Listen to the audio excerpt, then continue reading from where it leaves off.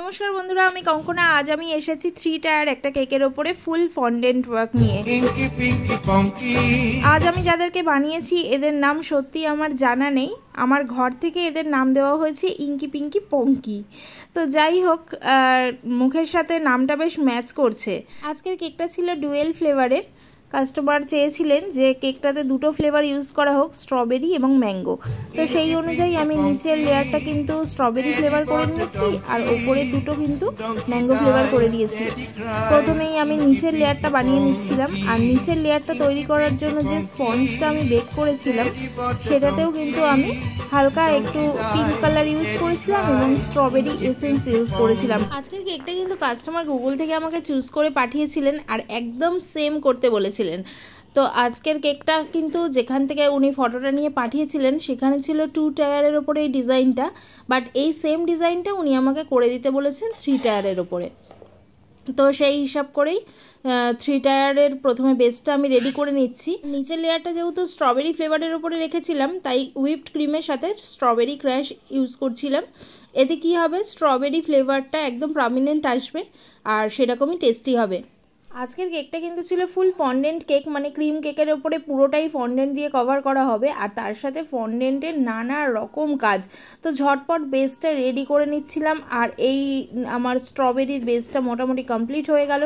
এরপরে কিন্তু ওপরের লেয়ার দুটো আমি করব ম্যাঙ্গো ফ্লেভারের ওপরে, তারপরেই কিন্তু আমি চলে যাব ফন্ডেন্ট ওয়ার্কে।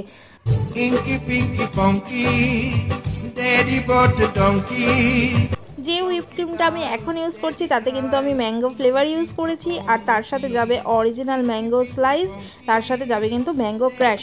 এই ম্যাঙ্গো কেকের টেস্টটা কিন্তু গরমকালে হবে একেবারে অসাধারণ। ঠান্ডা ঠান্ডা খেতে কিন্তু একেবারে অসাম লাগবে, মুখে স্বাদটা লেগে থাকবে। একইভাবে mango crash, mango flavour use করে আমি ওপরের লেয়ারটাও তাড়াতাড়ি করে কমপ্লিট করে নিচ্ছি। আর এটা হওয়ার পরে কিন্তু আমি কেকটাকে 1 ঘন্টার মতন পুরো ফ্রিজড হতে দেব। কেকটা ঠিকঠাক একদম ফ্রিজড হয়ে গেলে তারপরে কিন্তু আমি ফন্ডেন্ট ওয়ার্ক বসাবো। আর কাস্টমাইজ কেকের ক্ষেত্রে একটা সুবিধা কি, এটার ক্ষেত্রে কিন্তু কোনো রকম চিন্তাভাবনা করার দরকার পড়ে না যে কি করব না করব।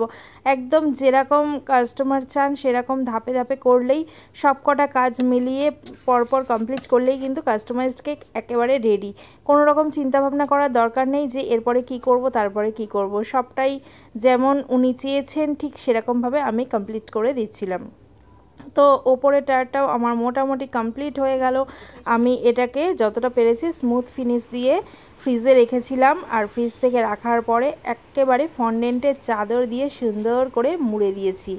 আর কালারগুলো ছিল এতটাই সোভার, খুব অ্যাট্রাকটিভ। নিচেরটা ছিল ইয়েলো, তারপরে ছিল স্কাই আর একেবারে উপরেরটা দিয়েছিলাম পিঙ্ক। একেবারে ওপরে ছিল একটা রেইনবো ডিজাইন, যেটা ফন্ডেন্ট দিয়ে খুব সুন্দরভাবে আমি বানিয়ে নিয়েছি এবং ফ্রিজে খানিকক্ষণ রাখার পরে এটা বেশ হার্ডও হয়ে গেছে, বসাতে কোনো রকম অসুবিধা হলো না। আর স্ট্র দিয়ে কিন্তু এটাকে খুব সুন্দরভাবে আমি সেট করে দিলাম। এরপরে আমি এখন বানিয়ে নিচ্ছি ললিপপ। এই কেকটার ক্ষেত্রে কিন্তু দুটো ললিপপ এমন ছিল, এই কালারের ললিপপ কিন্তু এখনই মার্কেট থেকে জোগাড় করা আমার পক্ষে অসম্ভব ছিল। তো সেক্ষেত্রে আমি কাস্টমারকে বলেছিলাম যে ললিপপ দুটো আমি ফন্ডেন্ট দিয়ে বানিয়ে দিচ্ছি, এই কালারের ললিপপ এখন মার্কেটে অ্যাভেলেবেল নেই।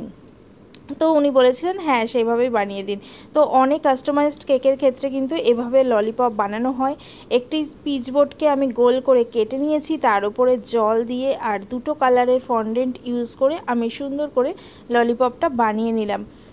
আর তার সাথে ছিল পাইনঅ্যাপেল, ক্যান্ডি, আইসক্রিম, নানা রকম ফন্ডেন্ট ওয়ার্ক, যেটা বসে বসে আমি বানিয়ে নিচ্ছিলাম। আর আমার ভিডিও যারা দেখেন তারা তো জানেনই এই ধরনের কাজ করতে আমি ভীষণ ভালোবাসি। আর এই ধরনের কাজের ক্ষেত্রে আমার কিন্তু কখনোই টায়ার্ড লাগে না। আমি এখানে ছোট্ট একটা পাইনঅ্যাপেল সুন্দর করে বসিয়ে দিলাম। যে কটা আইটেম ছিল প্রত্যেকটা আইটেমই কিন্তু ভীষণ কিউট, বানাতেও ভীষণ ভালো লাগছিল আর কেকটা ডেকোরেশন করার সময়ও কিন্তু আরও ভালো লাগছিল। তো এইখানে রেইনবোর ওপরে একটা সূর্যবোমা ছিল, তাকেও সুন্দর করে বসিয়ে দিয়েছি।